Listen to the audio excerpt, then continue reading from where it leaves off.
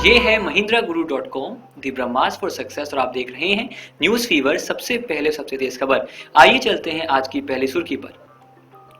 Global retail development सूचकांक GRDI 2016 के मुताबिक भारत इस साल कारोबार सुगमता के मामले में 30 विकासशील देशों के बीच 13 पायदान की उछाल लगाकर दूसरे स्थान पर आ गया है। इस रिपोर्ट के अनुसार चीन को शीर्ष स्थान दिया गया है। अगर यहाँ बात करें तो भारत ने काफी बदलाव किया है अपनी नीतियों में, चाहे वो व्यापार करने की हो, व्यवसाय करने की हो, जिसका कारण ही है कि हम यहाँ देख सकते हैं कि भारत की अब दूसरी रैंक है 30 विकासशील देशों में।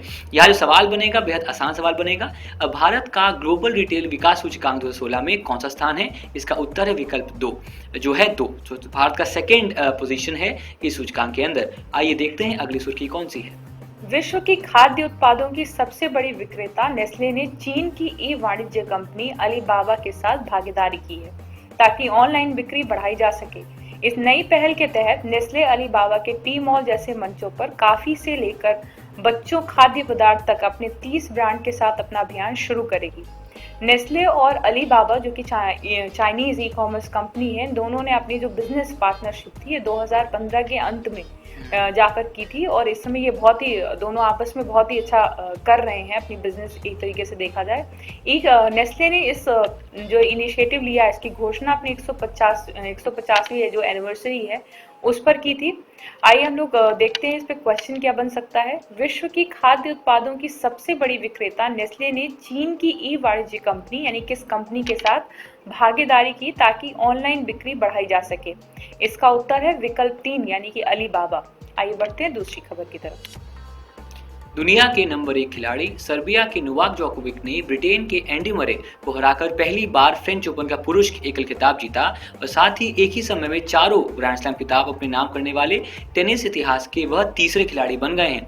इस मंशा के इस खिताब को लेकर रॉजर फेडरर भी आगे बढ़े और मेरे जो आदर्श हैं पीट सैम्प्रस वो भी आगे बढ़े, पर जो सफलता हासिल की चारों ग्रैंड स्लैम को एक साथ हासिल करने की, एक साथ अपने पास रखने की, वो हैं नोवाक जोकोविक। उम्मीद करते हैं कि आगे भी अपना ये बेहतरीन प्रदर्शनी जारी रखेंगे।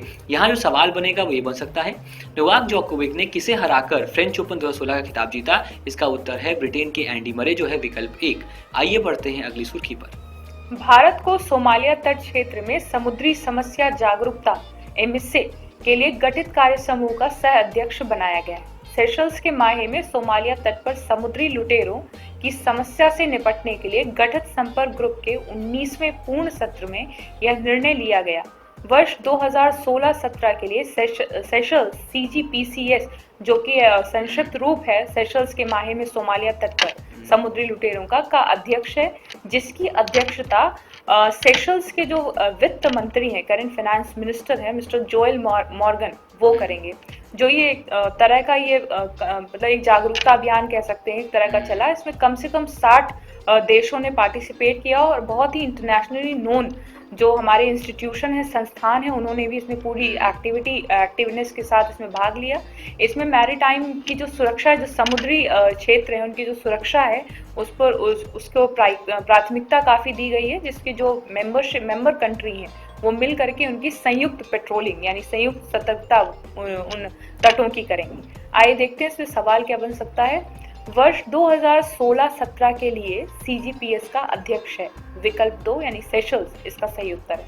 बढ़ते हैं दूसरी खबर की तरफ। जी बिल्कुल, आइए देखते हैं अगली खबर कौन सी है। रेल मंत्री सुरेश प्रभु ने विश्व पर्यावरण दिवस पर टाइगर एक्सप्रेस गाड़ी का शुभारंभ किया। इस रेलगाड़ी का उद्देश्य हमारे राष्ट्र पशु बाघ के बारे में जागरूकता फैलाना है। ध्यान रहे कि जो पर्यावरण दिवस होता है उस दिवस के दिन कोशिश की जाती है एक तरह से दुनिया को बताने की कि जो आने वाला हमारा समय है उसमें कितना महत्वपूर्ण पर्यावरण रहेगा। अगर इस बार हम बात करें तो बाघ जिसे हम टाइगर कहते हैं अंग्रेजी में, उसके ऊपर ये रेलवे की एक पहल है जागरूकता फैलाने की कि हम भी सजग हैं और हम भी चाहते हैं कि पर्यावरण को और अच्छा बनाया जाए। अगर यहाँ सवाल की बात करें, सवाल बनेगा विश्व पर्यावरण दिवस कब मनाया जाता है? इसका उत्तर है विकल्प 3 5 जून। एक और अहम बात कि जितने भी दिवस होते हैं, चाहे वो पर्यावरण दिवस हो, चाहे वाटर डे हो, चाहे वो अभी होने वाला अंतर्राष्ट्रीय योगा दिवस हो, इन सब दिनों की जो एक थीम होती है उसको भी आपको जानना पड़ेगा। तो हमारा ये एक मानना है कि इसकी भी जो थीम है उसको भी आप समझें और जानें, ताकि वही अगर पेपर में आए तो उसका उत्तर आप दे सकें। आइए बढ़ते हैं अगली सुर्खी पर। मलेशिया के ली चोंग वेई और चीनी ताइपे की तेई जू यिंग ने इंडोनेशिया ओपन बैडमिंटन टूर्नामेंट में क्रमशः पुरुष और महिला वर्ग का खिताब जीता। जो मलेशिया के ली चोंग वेई हैं, ये विश्व के दूसरे बैडमिंटन क्रिकेटर अगर मेल प्लेयर्स में देखें तो ये हैं। और ये जो इंडोनेशियन खिताब है, ये इनका 6वां इंडोनेशियन खिताब है। ये जो टूर्नामेंट हुआ था, ये इंडोनेशिया के जकार्ता में हुआ था और इसकी जो अवार्ड मनी थी वो 9 लाख यानी 9 लाख यूएस डॉलर के तकरीबन थी। ये सब इसके इस इंफॉर्मेशन के बहुत ही इंपॉर्टेंट एस्पेक्ट हैं जिसको आप बिल्कुल भी अवॉइड नहीं कर सकते अगर एग्जाम के पॉइंट ऑफ व्यू से देखें। आइए देखते हैं कि इन्हीं सवालों में से एक इंपॉर्टेंट क्वेश्चन क्या बन सकता है। बैडमिंटन खिलाड़ी ली चोंग वेई किस देश के नागरिक हैं? विकल्प 2 यानी मलेशिया इसका सही उत्तर है। बढ़ते हैं दूसरी खबर की तरफ। लखनऊ जूनियर पुरुष हॉकी विश्व कप 2016 की मेजबानी करेगा। प्रतियोगिता में भाग लेने वाली टीमें भारत, अर्जेंटीना, ऑस्ट्रिया समेत करीब 10 से 12 देश और हैं। अगर यहाँ ध्यान दें तो ऐसा पहली बार होगा कि जो जूनियर पुरुष हॉकी विश्व कप है वो लखनऊ में खेला जाएगा। तो उम्मीद करते हैं कि जो नवाबों की नगरी है लखनऊ, उसमें इस टूर्नामेंट का लोग मजा उठा सकेंगे, ताकि आने वाले वर्षों में विश्व हॉकी जो पुरुषों का जो एक विश्व कप है वो भी भारत में आयोजित किया जाए, लखनऊ में आयोजित किया जाए। यहाँ एक और अहम बात है कि यह जो विश्व कप होगा, इससे ही कई जो हमारे युवा वर्ग के लोग हैं वो आगे आएंगे और आने वाले समय में उनको हम अंतर्राष्ट्रीय सर्किट पर भी देख सकते हैं। एक और यहाँ अहम बात है कि हॉकी प्रीमियर लीग इंडिया में चालू हुई है, तो उसका भी एक असर है कि भारत जिसने अपनी पहचान खो दी थी इससे पहले, वो धीरे धीरे ही सही पर पटरी पर उसकी हॉकी की जो एक लेगेसी है वो वापस आ रही है। यहाँ अगर हम सवाल की बात करें तो सवाल बनेगा जूनियर पुरुष हॉकी विश्व कप 2016 कहाँ आयोजित किया जाएगा? इसका उत्तर है जी विकल्प 2 जो है लखनऊ। इसी के साथ हम आज की जो सुर्खियां हैं उनका अंत करते हैं। उम्मीद करते हैं कि जो सुर्खियां हैं वो सवालों के माध्यम से पेपर में आपको जरूर मिलेंगी, चाहे वो SBI PO mains, SBI clerk mains का हो या फिर आने वाले यूआईएससी का हो। हमने आज ही सोमवार के दिन ही एक वीडियो लॉन्च किया है जो बात करता है कैसे यूआईएससी के बारे में आप जानें, जिसका बेसिक जानकारी है, और बहुत जल्द हम उस पर एक बूस्टर भी आपके सामने पेश करने वाले हैं। उम्मीद करते हैं कि इन सबसे आपकी जो एक यूआईएससी एग्जामिनेशन है उसमें सफलता मिलेगी। एक और अहम बात कि हमने जीएस के ऊपर भी हाउ टू लर्न जीएस करके एक वीडियो भी ब्रॉडकास्ट किया है जिसको कई लोगों ने पसंद भी किया। उम्मीद करते हैं कि आप भी उसको देखेंगे और जो एक बेसिक जानकारी है कैसे तैयारी करें उसको आप सही ढंग से समझ पाएंगे। इसी के साथ आपसे विदा लेते हैं। हमारी आशा है कि आप हमेशा सफल रहें, क्योंकि आपकी सफलता में ही हमारी सफलता है। धन्यवाद।